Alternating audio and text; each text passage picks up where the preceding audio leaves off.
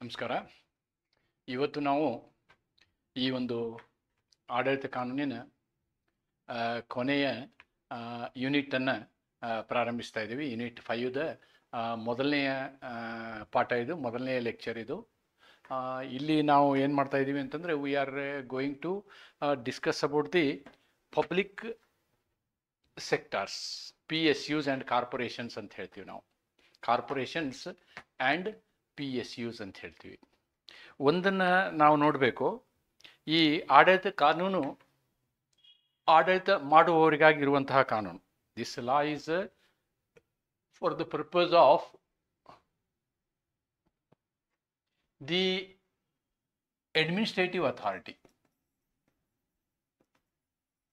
Administrative authority.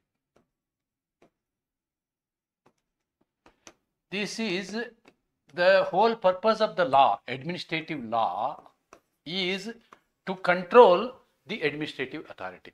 ಅಂದರೆ ಆಡಳಿತ ವ್ಯವಸ್ಥೆಯನ್ನು ನಿಯಂತ್ರಿಸುವಲ್ಲಿ ನಮ್ಮ ಈ ಆಡಳಿತ ಕಾನೂನಿನ ಜವಾಬ್ದಾರಿ ತುಂಬ ಇದೆ ಅಂತಕ್ಕಂಥದ್ದನ್ನು ನಾವು ನೋಡಿದ್ದೀವಿ. Therefore, we have discussed in our democratic system legislative, executive and judiciary. Here, whatever we have studied from Unit 1 to Unit 4, we were talking about this executive. We are talking about this executive. We are talking about this executive. What this executive was doing? This executive was doing the work of legislative also, that is delegated legislation. This executive was doing the work of judiciary also, that is quasi-judicial action, where he has to use principle of natural justice. ಇದನ್ನೆಲ್ಲದನ್ನು ನಾವು ನೋಡಿದ್ದೀವಿ. Delegated legislation ನೋಡಿದ್ದೀವಿ, ಇದರಲ್ಲಿ sub delegation, then what is that conditional legislation. All these things we have seen in this one. Then we have seen the judicial work. So executive is an authority which is doing everything. It has got the work of judiciary also, it has got the work of legislative also, and even if there is no law, it has got a concept of called discretion. ಅಂದರೆ ವಿವೇಚನೆಯಿಂದನೂ ಕೆಲಸ ಮಾಡುವಂತಹ ಒಂದು ಅಧಿಕಾರ executive ಇದೆ. Most powerful organ in the system of democracy, in a constitutional system is always executive ಅನ್ನೋದನ್ನು ನಾವು practically ನೋಡ್ತಾ ಇದ್ದೀವಿ. ವಾಸ್ತವವಾಗಿ ಅದೇ. ನಾವು ಏನೇ ಹೇಳಿದರೂ ಕೂಡ ಜುಡಿಷಿಯರಿ, ಲೆಜಿಸ್ಲೇಟಿವ್ ಎಲ್ಲ ಹೇಳ್ತೀವಿ.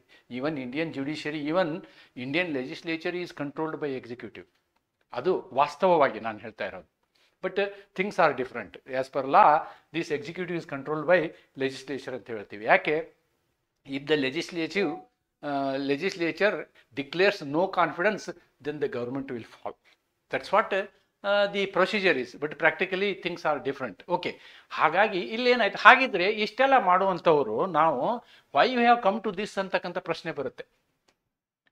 The issue here is, over a period of time, this executive has made over some of its works to a entity called corporation, a entity called a company ಅಂತ ಹೇಳ್ಬೋದು. ಅಂದರೆ ಸರ್ಕಾರದ ಫಂಡುಗಳಿಂದ ಏನು ಮಾಡ್ತು? ತನ್ನದೇ ಆದ ಕಂಪನಿಗಳನ್ನು ಅದು ಹುಟ್ಟು ಹಾಕ್ತು ಅಂತ ಹೇಳಿ, ತನ್ನದೇ ಆದ ಕಾರ್ಪೊರೇಷನ್ಗಳನ್ನು ಅದು ಹುಟ್ಟು ಹಾಕ್ತು ಅನ್ನೋದನ್ನು ನಾವು ನೋಡ್ತೀವಿ. Then I have used a word company. Then we must know what is company also. Company is an entity which is actually born for making profit on the money of somebody else, especially the listed companies. They are doing business, whether it is Adani, Ambani, or for that matter all these rich people what we talk about. They are doing the business not on their own capital. They are doing the business on the capital of the public by the share capital. Salmond ಅಂತ ಒಂದು case ಬರುತ್ತೆ. ನೀವು ಇದನ್ನು ಅರ್ಥ ಮಾಡ್ಕೋಬೇಕಂದ್ರೆ ಸಾಲ್ಮಂಡ್ and ಸಾಲ್ಮಂಡ್ case ಲಾನ ನೀವು Google ಮಾಡಿ ಅದನ್ನು ಒಂದು ಸಲ ವಿವರವಾಗಿ ಸ್ಟಡಿ ಮಾಡೋದು ಒಳ್ಳೇದು. ನೀವು ನೋಡಿ, even Kingfisher is bankrupted. Kingfisher Airlines is bankrupted, but the Vijay Mallya was not punished for that. But Vijay Mallya is under the charges not because of bankrupt of Kingfisher. He is under the charges because of the money laundering activity. What is money laundering? The company's money he has withdrawn. That is the allegation on him. Okay. So there are companies. There are various types of companies. There are various types of companies. These companies also we must know what are all the companies. I can classify companies as three types. One is limited private company, private limited, then public limited company, and the last company is PSU or corporation. ಇವುಗಳಲ್ಲಿ ವ್ಯತ್ಯಾಸ ಏನು ಅಂತಂದ್ರೆ private ಕಂಪನಿನಲ್ಲಿ ಕೇವಲ 200ಕ್ಕಿಂತ ಕಡಿಮೆ ಜನ ಹಣ ಹಾಕ್ತಾರೆ. ಹಣ ಹಾಕಿ ಆ ಕಂಪನಿಯನ್ನ ಲಾಭಕ್ಕಾಗಿ ನಡೆಸ್ತಾರೆ. ಇದನ್ನ ಕಂಪನಿ ಬಿಟ್ರೆ ಪಾರ್ಟ್ನರ್ಶಿಪ್ ಅಲ್ಲಿ ಬಿಸ್ನೆಸ್ ಮಾಡ್ಬೋದು, ಸ್ವಂತ ಪ್ರಾಪರೇಟರ್ಶಿಪ್ ಅಲ್ಲಿ ಮಾಡ್ಬೋದು. ಇದ್ರ ಹಿಂದಿನ ವ್ಯವಸ್ಥೆಗಳು ಯಾವಂದ್ರೆ ಇದಕ್ಕಿಂತ ಮೊದಲಿನ ವ್ಯವಸ್ಥೆ ಪಾರ್ಟ್ನರ್ಶಿಪ್ ಮತ್ತು ಪ್ರಾಪರೇಟರಿ ಅಂದ್ರೆ ಸ್ವಂತ ಬಿಸ್ನೆಸ್ ಮಾಡ್ಬೋದು ಅಥವಾ 2-3 ಜನ ಸೇರ್ ಬಿಸ್ನೆಸ್ ಮಾಡ್ಬೋದು. ಅದು ನೆನಪಿಟ್ಕೊಳ್ಳಿ, ಸ್ವಂತ ಬಿಸ್ನೆಸ್ ಆದ್ರೂ ಮಾಡಲಿ, 2-3 ಜನ ಸೇರ್ ಆದ್ರೂ ಬಿಸ್ನೆಸ್ ಮಾಡಲಿ, ಅಲ್ಲಿ ಲಾಸ್ ಆದ್ರೆ ನಿಮ್ಮ ಆಸ್ತಿ ಮೇಲೆ ಅವರು ನೀವು ಸಾಲಗಾರರು ನಿಮ್ಮ ಆಸ್ತಿ ಮೇಲೆ ಹಕ್ಕದಾರರಾಗ್ತಾರೆ. ಆದರೆ ಕಂಪನಿ ವಿಷಯದಲ್ಲಿ ಲಾಸ್ ಆದರೆ ನಿಮ್ಮ ಶೇರ್ ಅಮೌಂಟ್ ಲಾಸ್ ಆಗುತ್ತೆ. ಕಂಪನಿಯನ್ನು ಮ್ಯಾನೇಜ್ ಮಾಡೋರು ಏನೂ ಆಗೋದಿಲ್ಲ. ಸೊ ದ ಆನ್ಸರ್ ಈಸ್ ಸಾಲ್ಮಂಡ್ ಅನ್ನೋದನ್ನು ನೀವು ನೋಡ್ಬೋದು. ಇದು ಲಿಮಿಟೆಡ್ ಕಂಪ್ನಿ ಆಗಲಿ ಅಥವಾ ಇದಕ್ಕೆ ಇನ್ನೊಂದು ಏನಂತೀವಿ ನಾವು private limited. This is public limited. ಈ ಪಬ್ಲಿಕ್ ಲಿಮಿಟೆಡ್ ಕಂಪ್ನಿ ಏನಾಗಿರುತ್ತೆ ಅಂದ್ರೆ ಲಿಸ್ಟೆಡ್ ಅಂತಾರೆ. ಇದಕ್ಕೆ ಲಿಸ್ಟೆಡ್ ಅಂದ್ರೆ ಇದ್ರದ್ದು ಶೇರ್ ಕ್ಯಾಪಿಟಲ್ ಎಲ್ಲ ಸೆಬಿನಲ್ಲಿ ರೆಕಾರ್ಡ್ ಆಗಿರುತ್ತೆ. ಸೆಬಿನಲ್ಲಿ ಎಲ್ಲ ಶೇರ್ ಕ್ಯಾಪಿಟಲ್ ರೆಕಾರ್ಡ್ ಆಗಿರುತ್ತೆ. ಅಂದ್ರೆ ಈ ಶೇರ್ಗಳೆಲ್ಲ ಸೆಬಿ ಹತ್ರ ರೆಕಾರ್ಡ್ ಆಗಿರುತ್ತೆ. ಇದು ಎಲ್ಲಾ ಶೇರ್ಗಳು ಈ ಸಾರ್ವಜನಿಕ ಜನರ ಹತ್ರ ಇರ್ತವೆ ಅಥವಾ ಈ ಫೈನಾನ್ಸಿಯರ್ಸ್ ಹತ್ರ ಇರ್ತವೆ ಅಥವಾ ಬ್ಯಾಂಕರ್ಸ್ ತಗೊಂಡಿರ್ತಾರೆ. ಈ ರೀತಿ ಬೇರೆ ಬೇರೆ ಜನರ ಅಸೆಟ್ ಅನ್ನು ಸೇರಿಸಿಕೊಂಡು ಬಿಸ್ನೆಸ್ ಮಾಡುವಂಥ ಕಂಪನಿಗಳು ಪಬ್ಲಿಕ್ ಕಂಪನೀಸ್. ಆದರೆ ದುಡ್ಡನ್ನು ಸರ್ಕಾರ ಹಾಕಿದ್ರೆ ಆ ಕಂಪನಿಗೆ capital is invested by government, then we call it as a public sector unit ಅಂತ ಹೇಳ್ತೀವಿ ನಾವು. ಸಾರ್ವಜನಿಕ ಒಂದು ಪ್ರಾಧಿಕಾರ, ಸಾರ್ವಜನಿಕ ಕಂಪನಿ, ಪಬ್ಲಿಕ್ ಸೆಕ್ಟರ್ ಯೂನಿಟ್ ಅಂತ ಹೇಳ್ತೀವಿ. ಸಾರ್ವಜನಿಕ ಕಂಪನಿಗಳು. ಈ ಸಾರ್ವಜನಿಕ ಕಂಪನಿಗಳಲ್ಲಿ ಏನಾಗುತ್ತೆ ಅಂತಂದ್ರೆ 51% ಹೆಚ್ಚು ಶೇರು ಯಾರ್ದಿರಬೇಕು? ಗೌರ್ಮೆಂಟಿಂದ ಇರಬೇಕು. 49% ಅವರು ಪ್ರೈವೇಟ್ ಮಾಡ್ಬೋದು. They can list the company, but the company will have the hold of a government if the company share holding is more than 51%. They are called as public sector units or public corporations ಅಂತ ಹೇಳ್ಬೋದು ನಾವು. See, for so much of a period LIC was not listed. It was 100%. LIC originally 100% share was with government. Now government what it did? It listed the company and sold some of its shares to the public. It is a listed company. Okay. There are companies like BSNL and MTNL. BSNL and MTNL. These are not listed. The shareholding of this company is 100% held by government. 100% held by government. That's what is the brief concept about the company ಅಂದ್ರೆ ಏನು ಅಥವಾ public sector ಅಂದ್ರೆ ಏನು ಅನ್ನೋದು. ಇವೆಲ್ಲ ಈ 3 ತೆರನಾದ ಕಂಪನಿಗಳು ಇರ್ತವೆ ಅನ್ನೋದನ್ನ ನಾವೊಂದು ಬ್ರೀಫ್ ಐಡಿಯಾ ನಮ್ಮ ಹತ್ರ ಇಟ್ಕೊಂಡು ಈಗ ನಾವು let us come back to our subject, public sector undertakings. ನೋಡಿ, ಈ ಪಬ್ಲಿಕ್ ಸೆಕ್ಟರ್ ಅಂಡರ್ ಟೇಕಿಂಗ್ಸ್ನ ಯಾಕೆ ಸರ್ಕಾರ ಮಾಡ್ತು? What was the reason for all this ಅಂತಂದ್ರೆ, okay, now first let us understand what is the definition of a public sector company. PSUs are government owned corporations or companies often established to serve public interest rather than focusing solely on profit. ಇದರ ಅರ್ಥ ಎಲ್ಲಾ ಕಂಪನಿಗಳು profit ಮಾಡ್ತವೆ ಅಂತಲ್ಲ. there are companies which may do profit or which may not do profit. ಎರಡೂ ಥರದ್ದಿರುತ್ತೆ.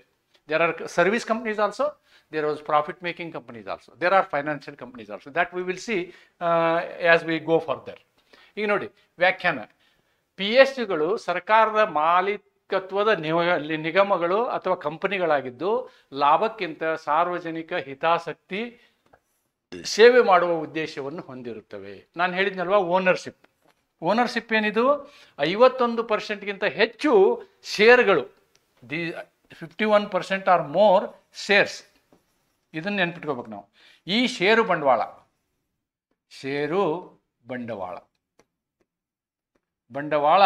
ಯಾರ್ದಾಗಿರುತ್ತೆ? ಸರ್ಕಾರದ್ದಾಗಿರುತ್ತೆ. ಸರ್ಕಾರದ್ದು ಷೇರು ಬಂಡವಾಳ ಸರ್ಕಾರದ್ದಾಗಿರುತ್ತೆ ಅನ್ನೋದನ್ನು ನಾವು ತಿಳ್ಕೊಂಡಿರ್ಬೇಕು. Owned by central or state government.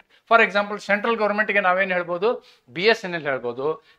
State ಗೌರ್ಮೆಂಟ್ಗೆ ನಾವು ಮೆಸ್ಕಾಮ್ ಹೇಳ್ಬೋದು. MESCOM, HESCOM, KSRTC, all these are state government companies. State government corporations are companies classified as central public sector enterprises or state public enterprises. CPSEs or SPSEs ಅಂತ ಹೇಳ್ಬೋದು, state PSUs ಅಂತ ಹೇಳ್ಬೋದು. ಇವುಗಳ ಮಾಲೀಕತ್ವ ಹೇಳಿದ್ನಲ್ವಾ, ಇದನ್ನೇ ಕನ್ನಡದಲ್ಲಿ ಬರೆದಿದ್ದೀನಿ. ಇದನ್ನೇನು ಹೆಚ್ಚು ವಿಸ್ತರಿಸುವಂಥ ಅವಶ್ಯಕತೆ ಇಲ್ಲ ಅಂದ್ಕೊಳ್ತೀನಿ. ಇದರ ಉದ್ದೇಶ ಏನು ಅಂತಂದರೆ public welfare, meet the strategic national goals. ನೋಡ್ರಿ, ರಾಷ್ಟ್ರದ ಕೆಲವೊಂದು ಉದ್ದೇಶಗಳಿರ್ತವೆ. ಆ ಉದ್ದೇಶಗಳನ್ನು ಈಡೇರಿಸೋಕ್ಕೋಸ್ಕರ ಸರ್ಕಾರ ಏನು ಮಾಡ್ತದೆ? ಈ ತೆರನಾದಂತಹ ಕಂಪನಿಗಳನ್ನು ಮಾಡುತ್ತೆ. Examples include infrastructure development, resource management and social welfare. Infrastructure development, resource management and social welfare. ನೀವು ಇವುಗಳನ್ನ ನಾನು ಕ್ಲಾಸಿಫಿಕೇಶನ್ ಮಾಡುವಾಗ ಹೇಳ್ತೀನಿ. ಟೈಪ್ಸ್ ಆಫ್ PSUs ನೋಡಿ, ಮಹಾರತ್ನ, ನವರತ್ನ, ಮಿನಿರತ್ನ, ಇನ್ನೂ ಒಂದು ಸೇರಿಸ್ಬೋದು ನಾವು, ಲಾಸ್ ಮೇಕಿಂಗ್ ಕಂಪನೀಸ್. ಇದು ಥಿಯರಿ ಬುಕ್ಕಲ್ಲಿ ಇಲ್ಲ, ಬಟ್ ಪ್ರಾಕ್ಟಿಕಲಿ ಇವತ್ತಿದು ನಡೀತಾ ಇದೆ. The fourth one I can write loss making companies also. ಯಾಕೆ ಅನ್ನೋದನ್ನು ಹೇಳ್ತೇನೆ ನಾನು. ಇಲ್ಲಿ ಏನಾಗುತ್ತೆ ಅಂತಂದರೆ, ದೊಡ್ಡ ಕಂಪನಿಗಳಿಗೆ ಅಟಾನಮಿ ಕೊಡ್ತಾರೆ, ಫುಲ್ ಅಟಾನಮಿ. ನೋಡಿ, ONGC, oil India, they are Navratna companies. Then Bharat electronics is a Navratna company. This is Mahanavratna company. Then mini ratna companies. ಅವುಗಳ ಟ್ರಾನ್ಸಾಕ್ಷನ್ ಮೇಲೆ, ಅವುಗಳ ವ್ಯವಹಾರದ ಮೇಲೆ, ಅವುಗಳ ಲಾಭದ ಮೇಲೆ ಈ ರೀತಿಯಾದಂತಹ ಕ್ಲಾಸಿಫಿಕೇಶನನ್ನು ನಾವು ಕಂಪ್ನಿಗಳಲ್ಲಿ ಮಾಡ್ತೀವಿ. ಭಾರತ್ ಹೆವಿ ಎಲೆಕ್ಟ್ರಿಕಲ್ಸ್ ಲಿಮಿಟೆಡ್, ಕೋಲ್ India, state bank of India, ಇವೆಲ್ಲ ಕಂಪ್ನಿ ಏನು PSUಗಳ ಉದಾಹರಣೆಗಳು. ಇವೆಲ್ಲ PSUಗಳ ಉದಾಹರಣೆಗಳು ಅಂತ ಹೇಳ್ಬೋದು ನಾವು. ದೆನ್ ಇವುಗಳಿಗೆ ಏನು ಮಾಡ್ತದೆ? ಫಂಡಿಂಗ್ ಏನಂತಂದ್ರೆ ಫಂಡೆಡ್ ಥ್ರೂ ಗೌರ್ಮೆಂಟ್ ಬಜೆಟ್ಸ್. ನೋಡಿ, ಸರ್ಕಾರದ ಬಜೆಟ್ಗಳಿಂದ ನಾವೇನು ಮಾಡ್ತೀವಿ, ಅಥವಾ ಲೋನ್ ತಗೊಂಡು ನಾವು ಇವುಗಳಿಗೆ ಹಣಕಾಸು ವ್ಯವಸ್ಥೆಯನ್ನು ಮಾಡ್ತೀವಿ. Some are listed on stock exchanges also to raise capital. The example is LIC. Okay, the example is LIC. ಇವನ್ನು ನಾವು ಸ್ಟಾಕ್ ಎಕ್ಸ್ಚೇಂಜಲ್ಲಿ ಲಿಸ್ಟ್ ಮಾಡಿರ್ತೀವಿ. These are the companies. Then regulation, how they are regulated. ನೋಡಿ, ಇಲ್ಲಿ ಏನಾಗಿದೆ ಅಂತಂದರೆ, these regulations are based on 2 things. Certain companies are enacted by the act of parliament. For example, LIC act of ಪಾರ್ಲಿಮೆಂಟಿಂದ ಆಗಿದೆ. LIC act of parliament ಅಂದರೆ ಸಂಸತ್ತಿನಲ್ಲಿ ಕಾನೂನನ್ನು ಮಾಡಿ, ಆ ಕಾನೂನಿನ LIC ಆ್ಯಕ್ಟ್ ಅಂತಲೇ ಇದೆ. LIC ಆ್ಯಕ್ಟ್ ಪ್ರಕಾರ ಲೈಫ್ ಇನ್ಶೂರೆನ್ಸ್ ಕಾರ್ಪೊರೇಷನ್ ಆಗಿದೆ ಅಂತಕ್ಕಂಥದ್ದು. Okay, and government by the companies act. ಕೆಲವೊಂದನ್ನು ನಾವು ಕಂಪನಿ ಆ್ಯಕ್ಟ್ ಪ್ರಕಾರ ಮಾಡ್ತೀವಿ. For example, BSNL is derived from company act. It is formed according to the company act. ಮೊದಲಿನ ಕಂಪ್ನಿ ಆ್ಯಕ್ಟ್ ಬೇರೆ, ಹೊಸ ಕಂಪ್ನಿ ಆ್ಯಕ್ಟ್ 2013. ಇದು 2013 ಅಲ್ಲ, ಹಳೆಯ ಕಂಪ್ನಿ ಆ್ಯಕ್ಟಿಂದನೇ BSNL ಫಾರ್ಮ್ ಆಗಿದೆ ಅಂತಕ್ಕಂಥದ್ದನ್ನು. ಅಂದರೆ ಕಂಪನಿ ಕಾಯ್ದೆಗಳ ಮೂಲಕ ಅಥವಾ ಪಾಲಿಸಿಗಳ ಮೂಲಕ, ಅಂದರೆ policy is nothing but directly they will make the act, that is policy. Then ಈ ಕಂಪ್ನಿಗಳ ವ್ಯತ್ಯಾಸವನ್ನು ಇಲ್ಲಿ ನಾನು ನಿಮಗೆ ಎಕ್ಸ್ಪ್ಲೇನ್ ಮಾಡಲಿಕ್ಕೆ ನೋಡಿದ್ದೀನಿ. ಏನಂತಂದರೆ, ಈ ಕಂಪ್ನಿಗಳು ಏನೇನಿರ್ತವೆ? Corporations, PSUs. ನೋಡಿ, ownership, private individual group. Okay, ಇದು ಪ್ರೈವೇಟ್ ಕಂಪ್ನಿನೂ ಅಂತ ಹೇಳ್ಬೋದು ನಾವು, private company. PSUs, public welfare and strategic, this one. Then objective, corporation is profit driven. PSUs are welfare and strategic goals. ಆಮೇಲೆ funding is equity and private, LIC example, government budgets and stock markets. Then you independent management corporation, then PSUs have a government oversight. ಪ್ರೈವೇಟ್ಗೆ ನೀವು ಎಕ್ಸಾಂಪಲ್ನ ರಿಲಯನ್ಸು, ಇನ್ಫೋಸಿಸ್ಸು ತೊಗೋಬೋದು. ಇಲ್ಲಿ ನೀವು ONGC, SBI ತೊಗೋಬೋದು. These are all private company. ಇದನ್ನೇ ಕನ್ನಡದಲ್ಲೂ explain ಮಾಡಿದ್ದೀನಿ. It's all not of that much importance. ಇಲ್ಲಿ ಕನ್ನಡದಲ್ಲಿ ನಾ ಇದನ್ನು ಹೇಳಿದ್ದೀನಿ. ನೋಟ್ ಮಾಡ್ಕೊಳ್ಳೋರು ನೋಟ್ ಮಾಡ್ಕೋಬೋದು ಇದನ್ನು. Then you can pass and note. Now let us see on the administrative law point of view. ಇಷ್ಟೋ ತನಕ ನಾನು ನಿಮಗೆ ಎಕ್ಸ್ಪ್ಲೇನ್ ಮಾಡಿದ್ದು how the government companies are there ಅಂತಕ್ಕಂಥದ್ದನ್ನು ನಾನು ನಿಮಗೆ ಎಕ್ಸ್ಪ್ಲೇನ್ ಮಾಡಿದ್ದೀನಿ. Now I am going to really discuss the syllabus. What is that? Control of statutory corporation. Actually ಇದು ನಮ್ಮ ಉದ್ದೇಶ. Our objective is how these corporations are to be controlled, because these corporations are managed by the funding of the government. ನೋಡಿ, ಇದೊಂದು escape root ಅಂತ ಹೇಳ್ತಾರೆ. BSNL, MTNL department of telecom ಅಂತ ಹೇಳಿ government company ಆಗಿತ್ತು. ಅವುಗಳನ್ನು ಏನು ಮಾಡಿದ್ರು? ಪ್ರೈವೇಟ್ ಕಂಪ್ನಿ ಮಾಡಿದರು. ಅಂದರೆ ಗೌರ್ಮೆಂಟಿನ ರೆಡ್ ಟೇಪಿಸಮ್ನಿಂದ ಹೊರಗೆ ಬರೋಕ್ಕೂ ಇವ್ನು ಮಾಡ್ತಾರೆ ಅಂತ ಹೇಳ್ತಾರೆ. Okay, that is the issue. See here how these companies are derived. Again, you can go back to Article 298. Article 298 ಏನು ಹೇಳುತ್ತೆ ನಿಮಗೆ? Government can enter into contracts, government can do business. So, government will create its own companies who are doing business. Government is creating its own companies under Article, they have what the power under Article 298. What is the power given in 298? They can do business, they can do trade, they can enter into contract. Okay, that is what is available. ಆಮೇಲೆ ಈ ಕಂಪ್ನಿಗಳಿಗೆ ಇನ್ನೂ ಒಂದಿದೆ, state ಮೊನೋಪಲಿ. Gullapalli case ಏನು? Article 19(6) reasonable restriction ಹಾಕ್ಬೋದು ನಾವು. Reasonable restriction ಎದಕ್ಕೆ restriction? On article 19(1)G ಮೇಲೆ restriction ಹಾಕ್ಬೋದು. ಕೆಲವು ರೂಟಲ್ಲಿ ನಾನೇ ಗಾಡಿ ಓಡಿಸ್ತೀನಪ್ಪ, ನಾನೇ ಟ್ರಾನ್ಸ್ಪೋರ್ಟ್ ಮಾಡ್ತೀನಿ, ನೀವು ಮಾಡೋ ಹಾಗಿಲ್ಲ ಅಂತೇಳಿ. ಚಿಕ್ಕಮೂರಲ್ಲಿ ಎಷ್ಟೋ ದಿವಸ ಚಿಕ್ಕಮೂರು ತರೀಕೆರೆ ಬಸ್ ಓಡಾಡ್ತಿರ್ಲಿಲ್ಲ, ಅಲ್ಲಿ ಪ್ರೈವೇಟ್ ಬಸ್ ಇತ್ತು. ಚಿಕ್ಕಮೂರು ಅತ್ತಿಗುಂಡಿ ರೂಟಿಗೆ, ಕೆಮ್ಮಣ್ಣಗುಂಡಿ ರೂಟಿಗೆ ಬಸ್ ಓಡಾಡ್ತಿರಲಿಲ್ಲ, ಅಲ್ಲಿ ಪ್ರೈವೇಟ್ ರೂಟ್ ಇತ್ತು. ಈಗ ಏನು ಮಾಡಿದ್ರು? They have taken it. ಹಾಗೇನೆ ಏನು ಮಾಡ್ಬೋದು? ಪ್ರೈವೇಟ್ ಹೆಂಗೆ ಮೊನೋಪಲಿ ಇದೆಯೋ ಗೌರ್ಮೆಂಟ್ ಮೊನೋಪಲಿನೂ ಮಾಡ್ಬೋದು. ಫಾರ್ ಎಕ್ಸಾಂಪಲ್, ಚಿಕ್ಕಮಗಳೂರು ಕಡೂರು ರೂಟಲ್ಲಿ ಪ್ರೈವೇಟ್ ಬಸ್ ಓಡೋದಿಲ್ಲ, so it is a monopoly route. ಹಾಗೆ okay, DPSP aims to equitable. ನೋಡಿ, what is another thing in our DPSP, particularly Article 39(b) and (c) talks about material resource and wealth. ಏನು?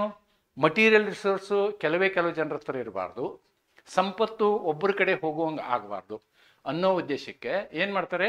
ಇಲ್ಲಿ public ಸೆಕ್ಟರ್ಗಳನ್ನು ಮಾಡಿ, public ಸೆಕ್ಟರ್ಗೆ ಆಗುವ ಲಾಭ ಎಲ್ಲರಿಗೂ ತಲುಪಬೇಕು. ಸಾವಿರಾರು ಜನರು ಎಂಪ್ಲಾಯೀಸ್ ಇರ್ತಾರೆ, ಎಂಪ್ಲಾಯಿಗಳಿಗೆ ಸಂಬಳ ರೂಪದಲ್ಲೇ ಹೋಗುತ್ತೆ, ಅಷ್ಟು ಜನರಿಗೆ ಕೆಲಸ ಸಿಗುತ್ತೆ ಅನ್ನುವಂಥ ಒಂದು ಉದಾತ್ತವಾದಂಥ ಉದ್ದೇಶವನ್ನು ನಾವಿಲ್ಲಿ ಕಾಣಬಹುದಾಗಿದೆ. ವ್ಯಾಪಾರ ಮತ್ತು ವಾಣಿಜ್ಯ ಇದೆ, ಆರ್ಟಿಕಲ್ಗಳನ್ನು ಎಕ್ಸ್ಪ್ಲೇನ್ ಮಾಡಿದ್ದೀನಿ ಎಲ್ಲ. ಇವೆಲ್ಲ ಉದ್ದೇಶಗಳು ಏನು ಮಾಡ್ತವೆ? ನಮಗೆ ಪಬ್ಲಿಕ್ ಸೆಕ್ಟರ್ನ ಓಪನ್ ಮಾಡಲಿಕ್ಕೆ, ಪಬ್ಲಿಕ್ ಸೆಕ್ಟರ್ನ ತರಲಿಕ್ಕೆ ಹೆಲ್ಪ್ ಮಾಡ್ತವೆ ಅಂತಕ್ಕಂಥದ್ದು.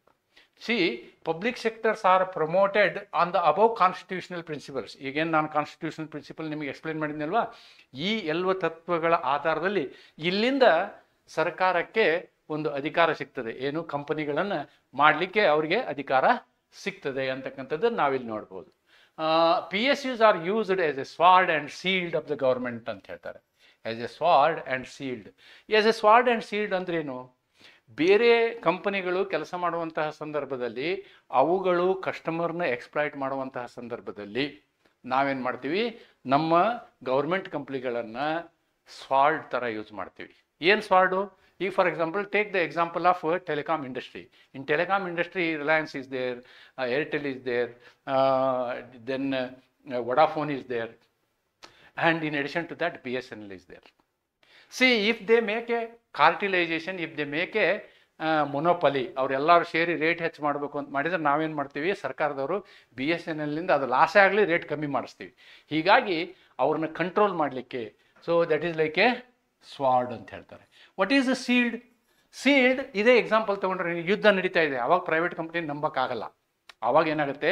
ಗೌರ್ಮೆಂಟ್ ಕಂಪ್ನಿ ಇಂದ ನಾವು ರಕ್ಷಿಸಲ್ಪಡ್ತೀವಿ. ಫಾರ್ ಎಕ್ಸಾಂಪಲ್, ಚೆನ್ನೈನಲ್ಲಿ ಫ್ಲಡ್ ಆದಾಗ, ರೆಕಾರ್ಡ್ ಫ್ಲಡ್ ಆದಾಗ, ಎಲ್ಲ ಟೆಲಿಕಾಂ ಕಂಪ್ನಿಗಳು ತಮ್ಮ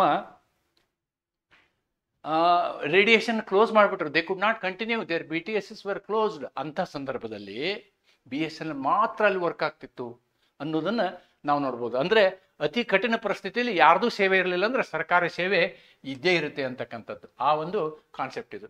this creates autonomy free from governmental formalities and red tapism. ನೋಡಿ, ಒಂದು ಕೆಲಸವನ್ನು ಸರ್ಕಾರವೇ ಮಾಡಬೇಕು ಅಂತಂದರೆ ಅದರಲ್ಲಿ 108 formality.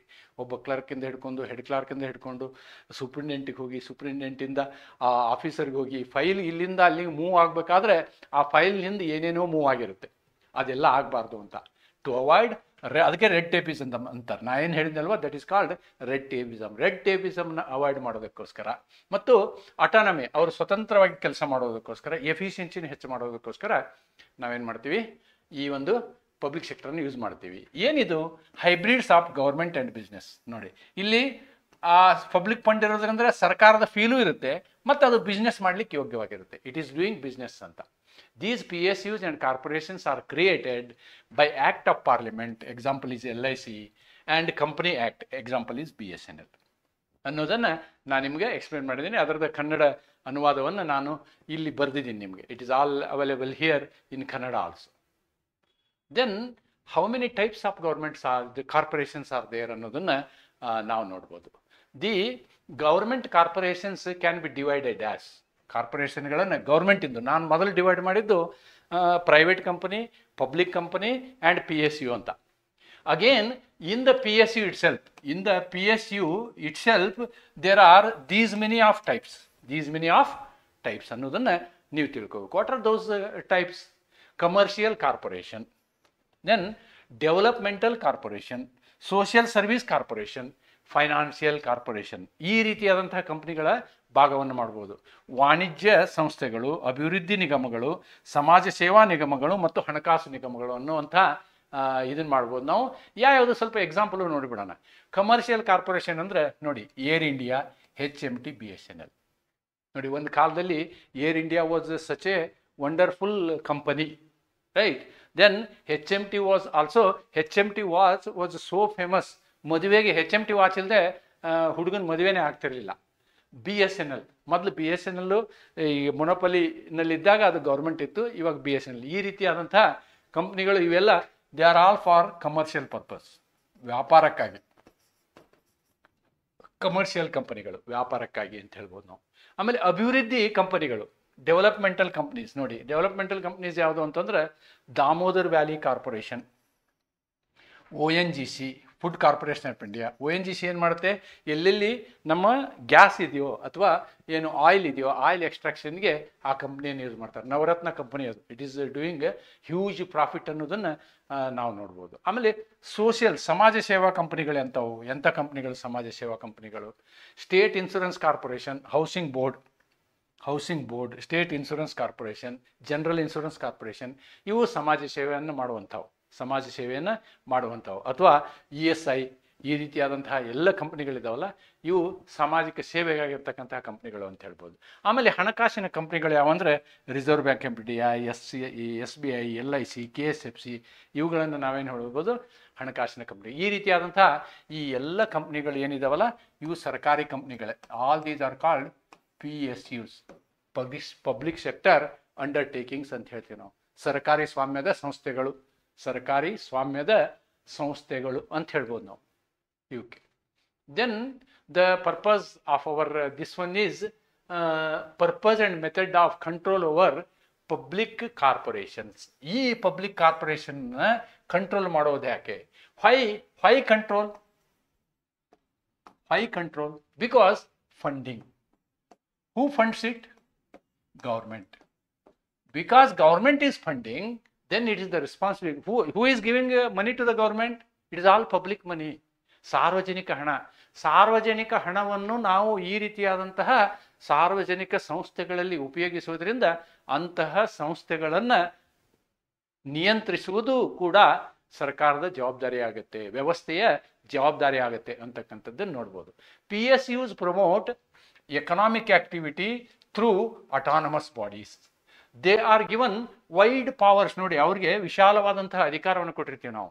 And no interference by any authority. ಅವರು ಬೇರೆ ಅಥಾರಿಟಿಗಳು ಅವ್ರ ಮೇಲೆ ಇಂಟರ್ಫರೆನ್ಸ್ ಮಾಡಲ್ಲ. ಹಾಗಿದ್ರೆ what it ultimately tells? Power. Then what Atkin says, Lord Atkin, power corrupts, more power, more corruption. Power corrupts, absolute power corrupts absolutely. ಆದ್ದರಿಂದ ನಾವೇನು ಮಾಡಬೇಕು, ಇಲ್ಲಿ ಸಾಕಷ್ಟು ಅಧಿಕಾರ ಇರೋದ್ರಿಂದ ನಿಯಂತ್ರಣವೂ ಕೂಡ ಇರಬೇಕು ಅಂತ.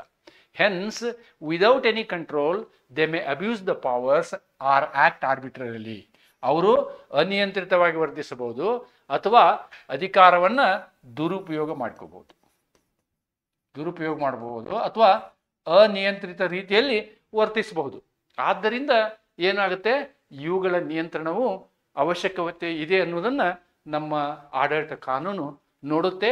ಅದರಲ್ಲಿ ವ್ಯವಸ್ಥೆಗಳನ್ನು ಮಾಡಲಾಗಿದೆ. ಈ ಸಾರ್ವಜನಿಕ ಉದ್ದಿಮೆಗಳನ್ನು ನಿಯಂತ್ರಿಸುವಂತಹ ವ್ಯವಸ್ಥೆಯು ಕೂಡ 4 ಪ್ರಕಾರದ ವ್ಯವಸ್ಥೆಯನ್ನು ನಾವು ನೋಡ್ತೀವಿ.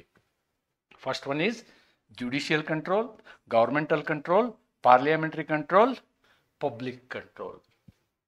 ಈ ಸಾರ್ವಜನಿಕ ನಿಗಮಗಳ ಮೇಲಿನ ನ್ಯಾಯಾಂಗ ನಿಯಂತ್ರಣವನ್ನು ಮಾಡ್ತೀವಿ ನಾವು, ಸರ್ಕಾರಿ ನಿಯಂತ್ರಣವನ್ನು ಮಾಡ್ತೀವಿ, ಸಂಸದೀಯ ನಿಯಂತ್ರಣ ಮತ್ತು ಸಾರ್ವಜನಿಕ ನಿಯಂತ್ರಣವನ್ನು ನಾವು ಮಾಡ್ತೀವಿ. ಇಲ್ಲಿ ಒಂದನ್ನು ತಿಳ್ಕೊಳ್ಳಿ, judicial control happens only when a case comes before the court. Otherwise there is no judicial control. Only in company law there is a concept called corporate veil, tearing of the corporate veil ಅಂತಾರೆ. Tearing of the corporate veil. Tearing the corporate veil ಅಂದರೆ ಅಲ್ಲಿ ತನಕ ಆ ವೇಲ್ನ clear ಮಾಡೋ ತನಕ full autonomy ಇರುತ್ತೆ ಕಾರ್ಪೊರೇಷನ್ಗೆ, ಕಂಪನಿಗೆ. ಸಾಮಾನ್ಯವಾಗಿ ಯಾವುದೇ ಬೇರೆ ಅಥಾರಿಟಿ ಅದರಲ್ಲಿ ಮೂಗು ತೋರಿಸೋಲ್ಲ. ಆದರೆ ಒಂದ್ಸಲ ವಾಸನೆ ಬಂತು ಅಂತ ಇಟ್ಕೊಳ್ಳಿ, ಏನೋ ಇಲ್ಲಿ ಸಮಸ್ಯೆ ನಡೀತಾ ಇದೆ ಅನ್ನುವಂತಹ ವಾಸನೆ ಬಂತು ಅಂದರೆ then government will tear the veil and enter into ಒಂದು ಸಾಫ್ಟ್ವೇರ್ ಕಂಪನಿ, ನನಗೆ ಹೆಸರು ನೆನಪು ಬರ್ತಾ ಇಲ್ಲ, ಆ ರೀತಿ ಆದಂಥದ್ದು ಇಂಡಿಯಾದಲ್ಲಿ. ಆಮೇಲೆ ಇದಕ್ಕೆ ನ್ಯಾಯಾಂಗ ನಿಯಂತ್ರಣ ಮಾಡುತ್ತೆ. ಕೇಸು ಕೋರ್ಟಿನ ಮುಂದೆ ಬಂದಾಗ ನ್ಯಾಯಾಂಗ ನಿಯಂತ್ರಣ ಆಗುತ್ತೆ. That's it. ದೆನ್ ಸರ್ಕಾರಿ ನಿಯಂತ್ರಣ ಅಂತಂದ್ರೆ government will control means the body will be from the government. The board of directors will be the officers of the government. For example, KSRTCಗೆ CMD ಆಗಿರೋನು ಒಬ್ಬ IAS ಆಫೀಸರ್ ಇರ್ತಾನೆ. Governmental control. Then minister also controls him. This is government control. What is parliamentary control? ಸಂಸದೀಯ control ಅಂದರೆ ಸಂಸತ್ತಿನ ಪ್ರತಿ ವರ್ಷ ಸಂಸತ್ತು ಅವುಗಳ ಬಗ್ಗೆ ತನ್ನ ಚರ್ಚೆಯನ್ನು ಮಾಡ್ತದೆ. It will look into the affairs of the public sector units. ಅದು ಸಂಸದೀಯ ಕಂಟ್ರೋಲ್. ಇತರೆ ಕಂಟ್ರೋಲ್ ಅಂತಂದ್ರೆ ನಾವೇನು ಹೇಳ್ಬೋದು, PIL ಅಥವಾ ಮೀಡಿಯಾ, ಇವರೆಲ್ಲ ಸಾರ್ವಜನಿಕ ಏನಾದರೂ ಸಮಸ್ಯೆಗಳಾದರೆ ಅದನ್ನು ಮೀಡಿಯಾದಲ್ಲಿ ಹೈಲೈಟ್ ಮಾಡ್ತಾರೆ. ಅದು ದಟ್ ಈಸ್ ಪಬ್ಲಿಕ್ ಕಂಟ್ರೋಲ್. ಈ ರೀತಿಯಾದಂತಹ 4 ರೀತಿಯ ಕಂಟ್ರೋಲ್ ನಿಯಂತ್ರಣಗಳನ್ನು ನಾವಿಲ್ಲಿ ಮಾಡ್ತೀವಿ ಅಂತಕ್ಕಂಥದ್ದನ್ನು ನಾವು ಈ ಒಂದು ಇದರಲ್ಲಿ ಮೊದಲನೇ ಲೆಕ್ಚರಲ್ಲಿ ನಾವು ನೋಡ್ಬೋದು. ಇನ್ನು ಈ ಏನು ಕಂಟ್ರೋಲ್ಗಳಿವೆ, ಮುಂದಿನ ಲೆಕ್ಚರ್ಗಳಲ್ಲಿ ನಾನು ನಿಮಗೆ ಈ ಕಂಟ್ರೋಲ್ಗಳ ಬಗ್ಗೆ ಮುಂದಿನ ವಿಡಿಯೋದಲ್ಲಿ ನಿಮಗೆ ಪಾಠ ಮಾಡ್ತೀನಿ. ಈಗ ಇದರ ಉಪಸಂಹಾರವನ್ನು ನಾವು ಮಾಡೋದಾದರೆ, if we want to conclude what I can say is it is a company has got 3 types. I told you, limited company, then limited company, this is public, this is private, and next one is PSU or corporation. So this is controlled by government. So our subject is this. Why these companies are done?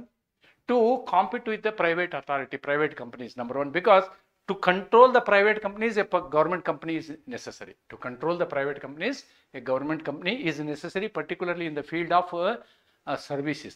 If they don't give service, then there must be an alternative. That is what is the purpose, number one. Number two, companies are made to give more and more jobs to the workers. And the companies, if they are in the hands of the private entity, then it will aim like Adani and Ambani, who are becoming more and more rich. If they are public companies, then the profit of the company will either go to the government or the profit will go to employees in the form of salary ಅನ್ನೋದನ್ನು ನಾವಿಲ್ಲಿ ನೋಡಬೇಕು. So article 2039B ಮತ್ತು C ಯ ಉದ್ದೇಶಗಳು ಇಲ್ಲಿ ಸಫಲ ಆಗ್ತವೆ public ಕಂಪ್ನಿಯಲ್ಲಿ. ಮೂರನೇದು, ಪಬ್ಲಿಕ್ ಕಂಪನಿಯಿಂದ ನಾವೇನು ಮಾಡ್ತೀವಿ ಅಂದರೆ ಕೆಲಸನ ಯಾವುದೇ ಕೆಲಸ ಇರಲಿ ಫಾಸ್ಟಾಗಿ ಕೆಲಸ ಮಾಡ್ಬೋದು. National highway board authority of India ಅದು ಒಂದು ಕಂಪನಿ. ಈ ರೀತಿ ಅನೇಕ ಕಂಪನಿಗಳನ್ನ ಮಾಡಿದ್ದೀವಿ. ಕಂಪನಿಗಳಿಂದ ಕೆಲಸದ ವೇಗ ಹೆಚ್ಚಾಗ್ತದೆ, ಅಂದರೆ ಅನ್ನೆಸರಿ ರೆಡ್ ಟೇಪಿಸಮ್ ಇರೋದಿಲ್ಲ. ಇದರಿಂದ ನಾವು ಕಂಪನಿಯನ್ನು ಮಾಡ್ತೀವಿ.